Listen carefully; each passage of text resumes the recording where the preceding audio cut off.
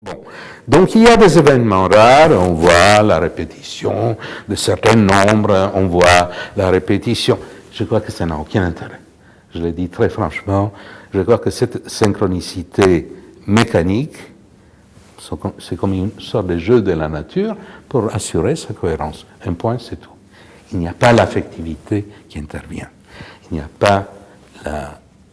Et là, j'aimerais dire une autre observation qui me semble capitale de Jung, où il dit l'émotion provoque un abaissement partiel, je cite les mots exacts, il vaut mieux, donc l'abaissement partiel du niveau mental. C'est une phrase, mais ça suffit à y penser un peu ce que ça veut dire. C'est quoi? Que l'émotion provoque un abaissement du niveau mental. Mais cela veut dire que dans ce jeu continuel d'information spirituelle et d'information physique, notre organe, si j'ose dire, pour capter l'information physique, c'est le mental. C'est le cerveau dans son fonctionnement habituel. Notre organe, si on peut parler d'organe, pour capter cette information spirituelle, c'est l'inconscient.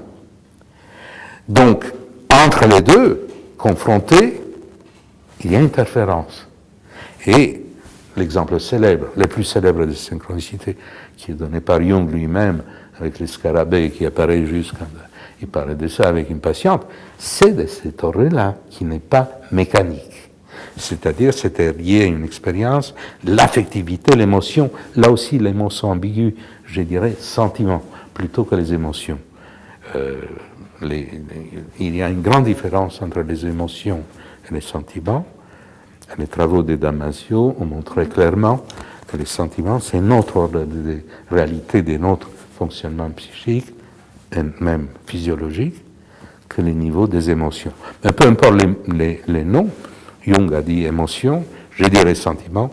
Donc les sentiments deviennent beaucoup plus présents, plus forts, plus aptes à capter l'information, quand les mentales s'effacent. Donc il y a comme une complémentarité, il y a comme une sorte de principe général d'incertitude, qui fait que l'actualisation d'une information physique, je vois cette coïncidence aujourd'hui, bon, tout d'un coup, je parle de ça, et la lumière s'arrête.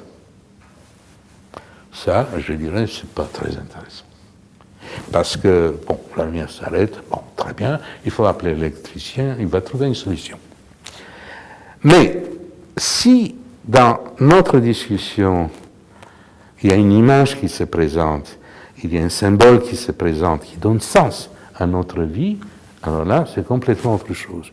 Donc, dans ces principes d'actualisation d'une information spirituelle, il faut qu'il y ait un silence du mental, qui se taise enfin, parce qu'il parle beaucoup.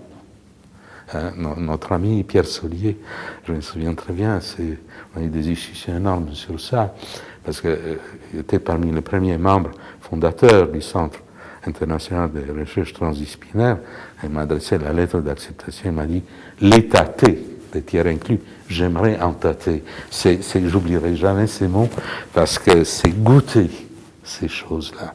Et je crois que cette information spirituelle, oui, on peut la goûter, mais à un prix.